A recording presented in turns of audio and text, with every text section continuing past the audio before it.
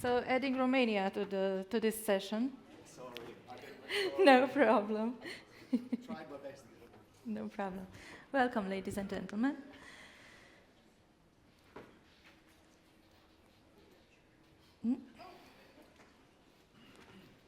That's it. Sorry. Today we dive into the compelling world of green power. As we face growing environmental challenges, it's crucial we understand the roles we all play in shaping a sustainable future, from consumers and businesses to policymakers. Let's get started. Air quality, pollution, climate change, recycling, deforestation, you're likely to bump daily into news about environmental issues. Many people realize that environmental problems affect our well-being and future, and that we must do something about it, if not for the planet's sake, at least for our own benefit. But what can the consumers do? How can they play a part in helping the planet heal? Well, consumers can adjust their habits to a more sustainable and environment-friendly consumptions. As providers of products and services, of course that businesses are deeply involved in the debate. They are a major part of the problem, they will be a major part of the solution. But they also have to play their part and offer products and services with a significantly lower environmental impact. And some brands are going this way already, or at least they say they do. So, we should shop for environment-friendly products and services, and it seems that now we have more options than ever. But does it matter if a product is more durable or ecological or climate neutral? Let's find out. The data that I will be presenting today is extracted from one of our most recent surveys, conducted on samples that are representative by age and gender for 2 countries, Greece, our gracious host for this event, and the UK, known for its diverse and dynamic market. When I say that people are worried about the state of the environment, you don't have to take my word for it. You'll notice here that while many may not fully appreciate the severity of these issues, there are hardly any who believe that we have nothing to worry about. So something must be done. Now, let's see what's up with all this sea of green. Not all brands use them, but sure there are plenty of such claims thrown around. We place them into 5 categories. The first category is the one with the most generic and vague attributes, which used without context, as they usually are, can mean anything. They could imply a lot of things while actually telling us nothing.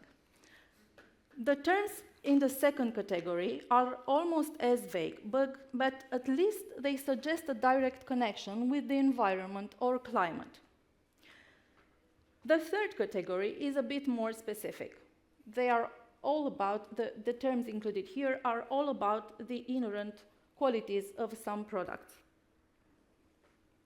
The fourth and fifth categories are both about improving the lifespan of products with the ultimate goal of reducing waste and using fewer resources.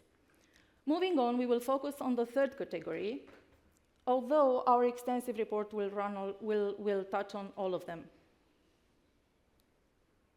Oh, sorry.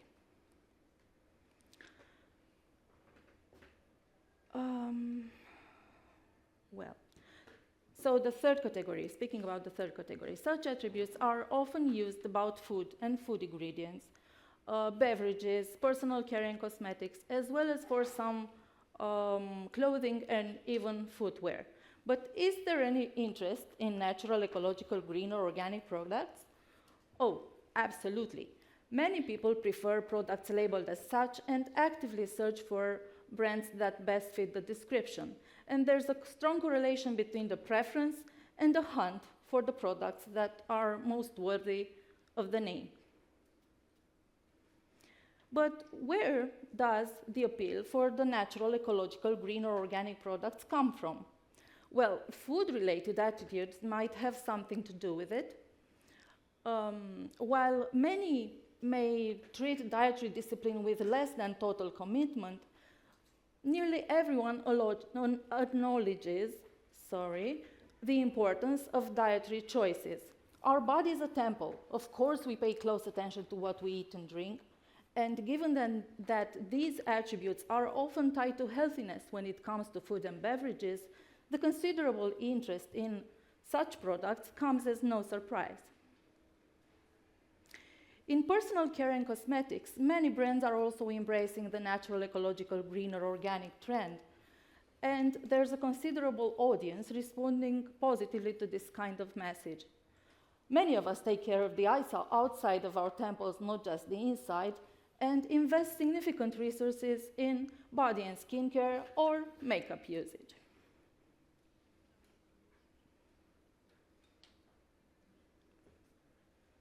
Now, where do consumers take the information that helps them decide whether a particular product or brand is natural, ecological, green, or organic? Word of mouth is an important communication channel, one that we know people trust a lot. But what about other channels? What surprised us here was the weight of the primary sources, specifically the information coming directly from brands and sellers. People want to believe what the producers say.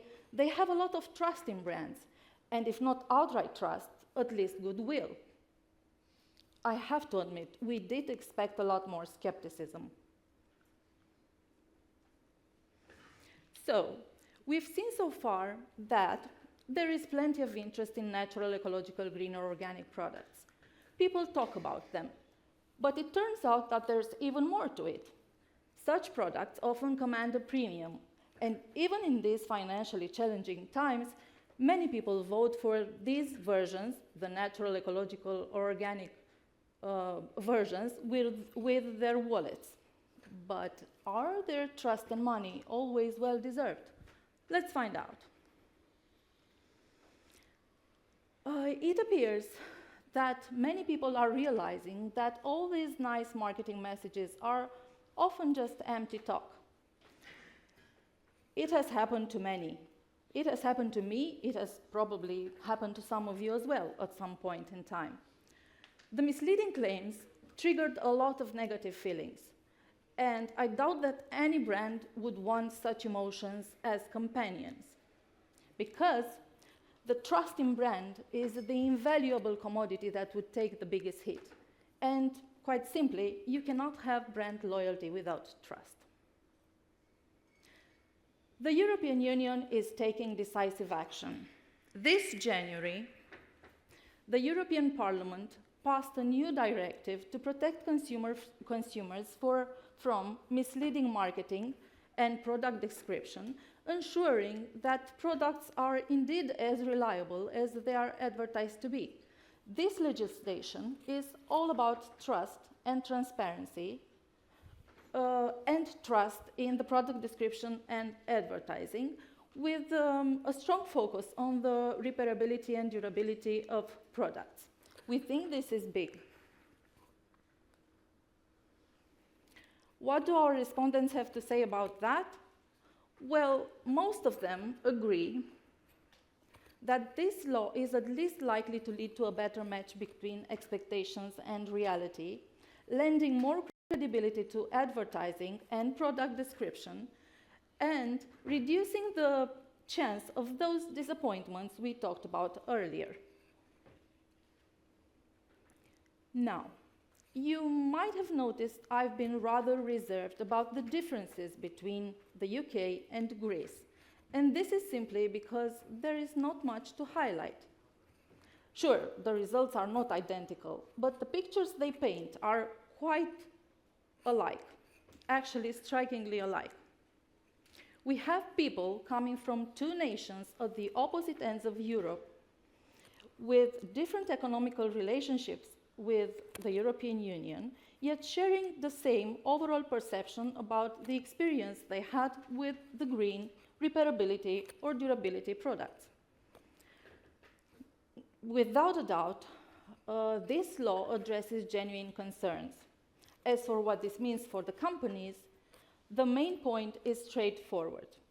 If you operate with or inside the European Union, and you claim your products are green or repairable or durable, you will be affected by this law one way or another. It's best to prepare now. Sorry, that was the last slide, actually. Thank you for the attention. Thank you.